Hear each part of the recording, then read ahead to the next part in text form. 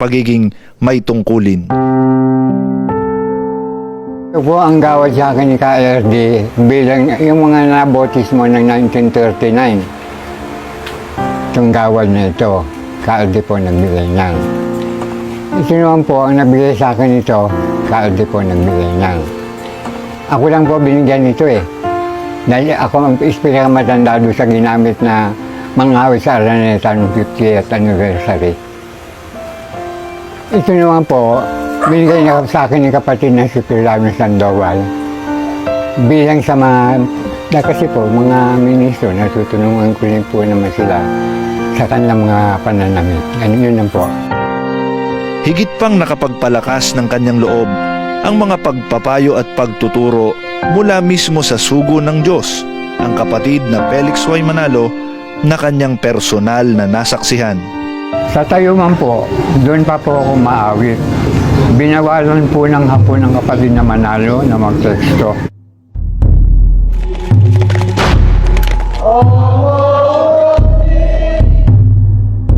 Awa naman po ng Diyos, yung hapon na yun na nag-uuli ng bayoneta sa kanya. Nag-iglesia po. Naging kasama pa namin umawit. Natatandaan po ninyo yung pangalan po ng hapon? Nokomi Hajihara. Nokomi Hajihara. Ang natatandaan ko po, pag nagpapayo ang kapatid naman sa mga awit, sabi niya sa amin na pagtalagahan niyo ang inyong tungkulin. Kasi ang unang may makakatanggap na kagantihan, kayo, dahil kayo ang aawit sa paligid ng Ama. Yun ang ginagawa niyang pang-aliw sa amin. Matapos ang pagpanaw ng kanilang ama noong 1940, mag-isa silang itinaguyod ng kanilang ina na ang tanging ikinabubuhay ay pamamalansya. Kinalaunan, ang trabahong ito ay minana rin ng kapatid na George na kanyang dinala hanggang sa kanyang pagtanda. Hinangad ko yung pamamalansya dahil sa kawalan ko naman ng mga natutunan sa pag-aaral, yun lang pumasok ko bilang mana sa aking nanay na yun ang trabaho niya.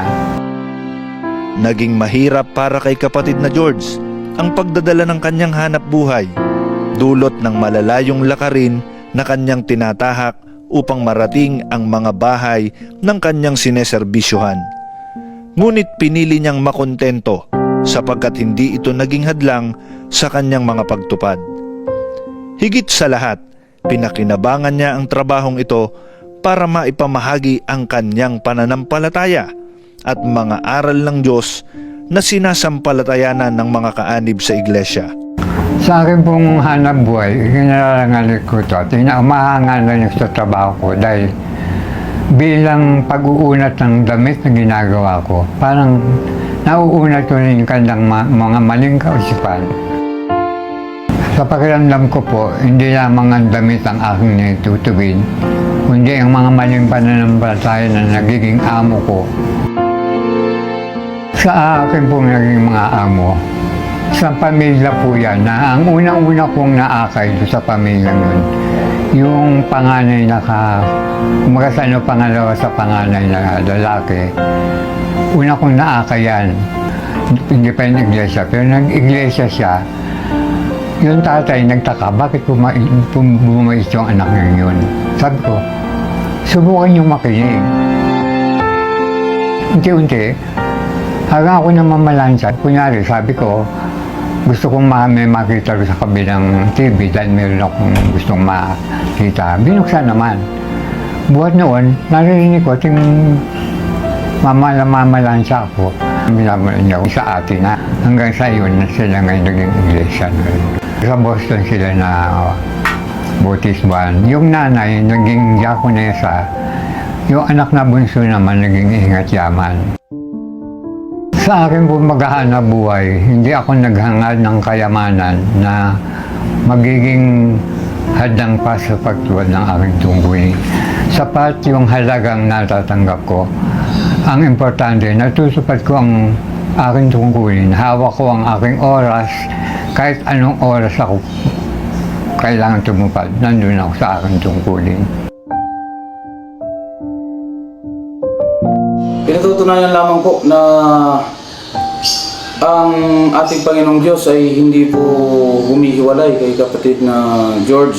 Kaya hanggang ngayon, hindi naging hadlang ang kanyang edad para siya ay makapagpatuloy sa pagtupad. Maaring nangihina ang katawang laman ni George, pero ang kanyang espiritu ay tumitibay, lumalakas.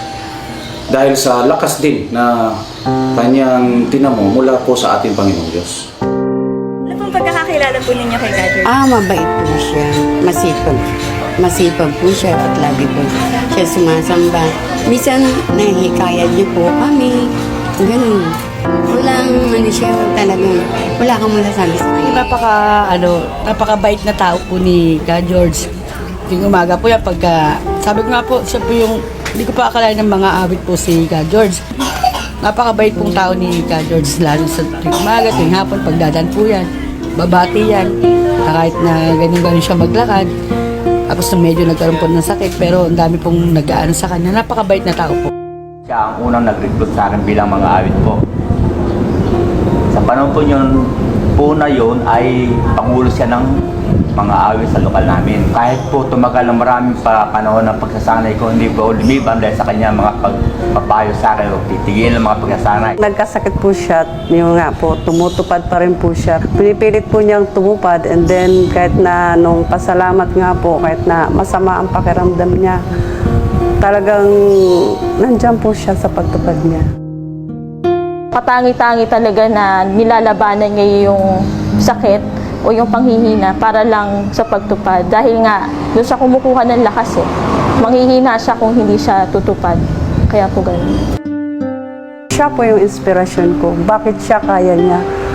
Dahil sa ganyang kalagayang na matanda na po siya. Pero nagsisikap po rin siyang hawakan yung kanyang karapatan po. Totoo nga po, binigyan namin siya ng gawad ng pagkakilala. Namin mga awit kagawaran. Dahil sa kanyang binigay na halimbawa sa bawat sa aming mga awit, inspirasyon namin siya. Kaya ang pagkakilala namin siya sa kanyang pagiging mga awit bilang Pangulo nung panahon niya hanggang sa kasalukuyan, nagbigay sa amin ng magandang halimbawa na kaming lahat ng mga awit maging matatag, masiglas sa pagtupad ng tungkulin. Ano mang mangyari pagtulong sa amin. Kapag nakikita ko po si Ka George na ganoon yung antas ng pagtupad niya, mas na kukumbinsi ko ang sarili ko na maipangako sa Panginoon Diyos na hindi man ako umabot sa ganong edad ay matapos ko yung takbuhin kong ganoon yung antas ng pagtupad ko. Sa pagiging mga awit niya sa loob ng 83 taon, hanggang ngayon ay masigla pa rin sa pagtupad si kapatid na George. Sa kasalukuyan ay siya ang pinakamatandang aktibong mga awit sa buong mundo. Lahat ng nadidistinyo dito, maaaring nalasalan na naramdaman nila na aawa niya, alam ko. Dahil pwede ka nang magpahinga. Ang haba ng pinaglingkod mo, pinanatil ako dito. At humihina man ang pangangatawan dulot ng kanyang edad, matyagang inaakay siya ng kanyang pamangkin, ang kapatid na Lita Gopez, sa mga pagtupad at pagsasanay. Si kapatid na Lita, kasama ng kanyang sambahayan, ang patuloy na nagmamalasakit na alagaan ng kapatid na George.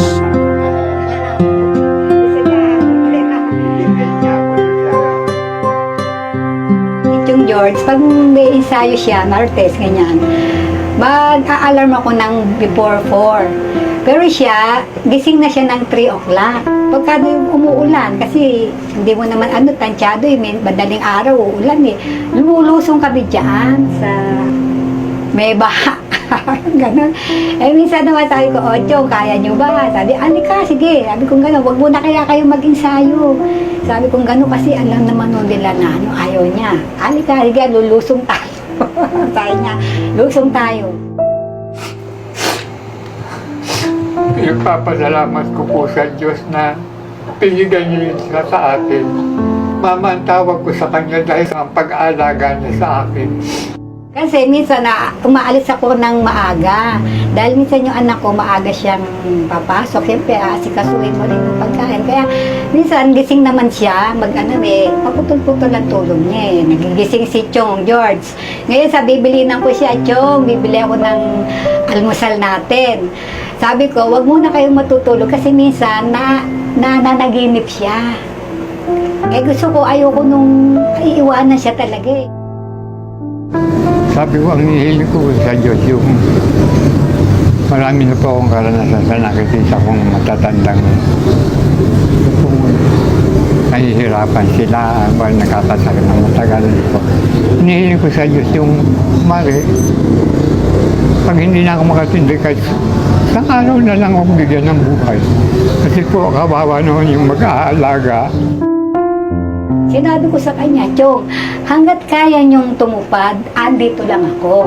Sabi ko sa kanya, hahatid ko kayo, susunduin ko kayo hanggat kaya niyo. Kasi gusto ko rin nakikita ko siya sa koro eh. O, tinuturing ko po itong tungkulin kasi kasangkapan po ako para sa kanya na makatupad siya ng kanyang tungkulin. Kaya nga sabi ko, Chong, tayong dalawa, magkasama ko tayo sa hirap at ginhawa, sabi ko ganon. At saka yun sa pagtupad nyo, talaga pag ano nyo, ako na lang talaga ang kasama nyo hanggat kaya ko. Wala na akong masasabi sa tatlo kong kasambahay. Talagang pinakalob na siguro sila ng Diyos sa akin para hindi manghina ang loob ko. Lumalakas ang loob ko lagi sa papunta sa pagtubol ng aking tungkulin. Napakabait ng Diyos sa akin. Walang katapusang pagkamahalaga. Pagmamahal ng Diyos. Kaya siguro ang edad ko na ito inabot ko dahil sa pagmamahal ko rin sa aking tungkulin. Kaya sa nalalabig kong buhay, gusto ko umaarin lang araw-araw pagsamba. Gusto ko wag na umalis sa aking lutukan.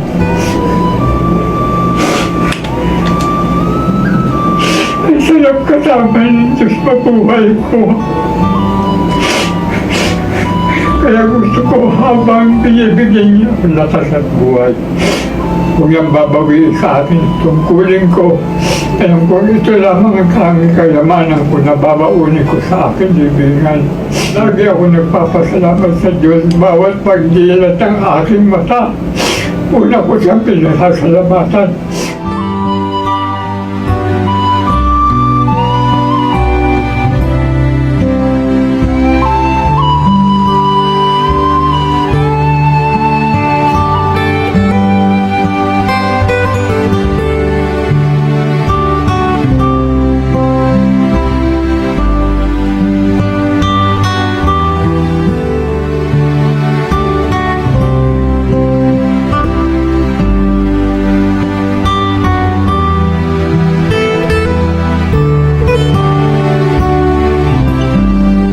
Sa buhay kong binigay sa paggising ko, sa ginawa niya pag-iingat sa akin sa magdamag, maging sa aking sambahayan.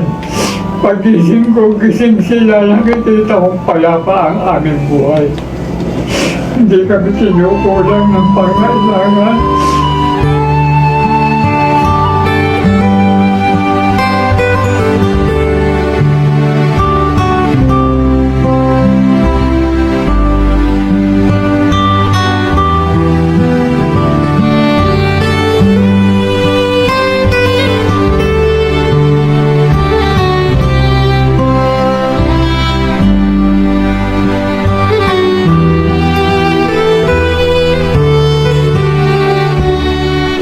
Mahirap kami pero mayaman kami sa pag-ibig ng Diyos sa amin. Kaya maraming salamat po, Ama. Salamat. Yun lamang po mababanggit ko lagi. Salamat.